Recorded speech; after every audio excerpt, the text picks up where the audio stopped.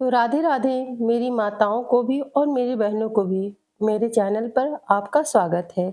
तो चलिए जानते हैं कि पुत्रता एकादशी व्रत कब है।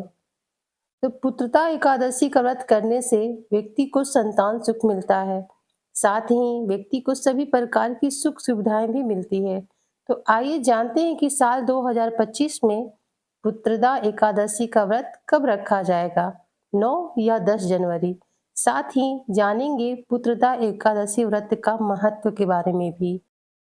तो साल 2025 में आने वाली सबसे पहली एकादशी है पुत्रदा एकादशी। वैसे तो सभी एकादशी का हिंदू धर्म में महत्व है, लेकिन पुत्रदा एकादशी का विशेष महत्व हिंदू धर्म में बताया गया है। पुत्रदा एकादशी का व्रत खास तौर पर संतान सुख की प्राप्ति के लिए रखा जाता है।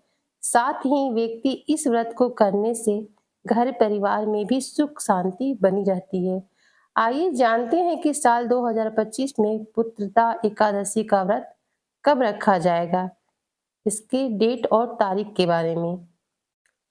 तो पंचांग के अनुसार पुत्रदा एकादशी तिथि का आरंभ 9 जनवरी को दोपहर में 12:23 पर होगा और 10 जनवरी को सुबह 10:20 तक एकादशी तिथि रहेगी।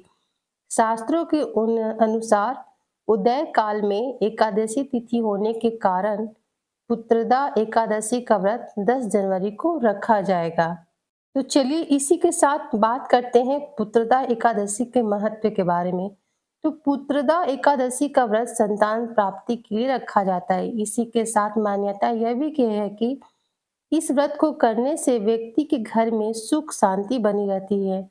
साथ ही इस व्रत को करने से भगवान विष्णु के साथ साथ माता लक्ष्मी की भी विशेष कृपा प्राप्त होती है। और इसी के साथ ही पुत्रदा एकादशी की पूजा विधि विधान इस प्रकार से है।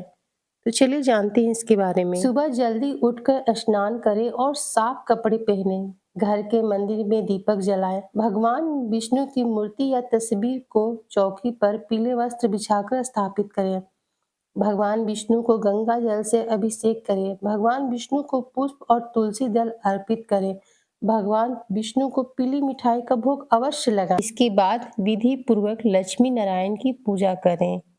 दीपक जलाकर भगवान विष्णु और माँ लक्ष्मी की विधि पूर्वक पूजा अर्चना करें और जीवन में सुख शांति की प्राप्ति के लिए कामना करें।